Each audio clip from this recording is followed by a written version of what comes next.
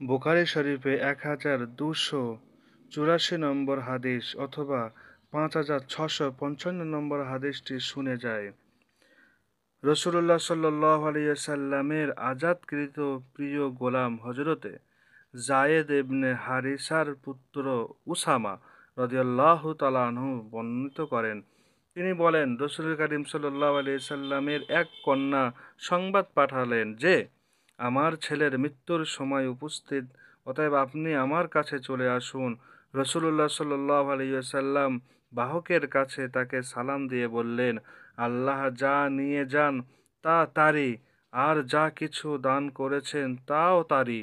তার কাছে প্রত্যেক বস্তুর একটা নির্ধারিত সময় রয়েছে, কাজেই তোমার ধৈর্য ধারণ করে মহান আল্লাহ তাআলার কাছে পুরস্কার আশা করা উচিত। এরপর তিনি তার কন্যার কসম দিয়ে তার কাছে লোক পাঠিয়ে তাকে আসতে অনুরোধ করলেন। তখন রাসূলুল্লাহ সাল্লাল্লাহু আলাইহি ওয়াসাল্লাম হযরত সাদ ইবনে উবাদা, মুআজ ইবনে জাবাল, উবাই ইবনে কাব, যায়েদ ইবনে সাবিত ও আরো কয়েকজন সাহাবা সহ উঠে এলেন। এরপর বাচ্চাকে রাসূলুল্লাহ সাল্লাল্লাহু আলাইহি ওয়াসাল্লামের কাছে দেওয়া হলো। তিনি তাকে নিজের কোলে বসালেন। এই সময় বাচ্চার প্রাণ বায়ুমণ্ডল বের হয়ে যাচ্ছিল। তখন রাসূলুল্লাহ সাল্লাল্লাহু আলাইহি সাল্লামের দুই চোখ বেয়ে পানি প্রবাহিত হতে থাকে।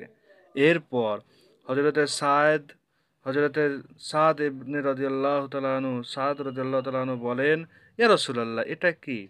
তিনি বললেন উত্তরে, এটা রহমত, আল্লাহ যা যা আল্লাহ তাআলা তার বান্দাদের অন্তরে রেখেছেন।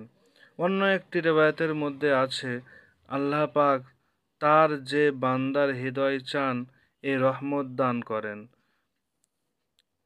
আল্লাহ পাক তার দয়ালু বান্দাকেই দয়া করে।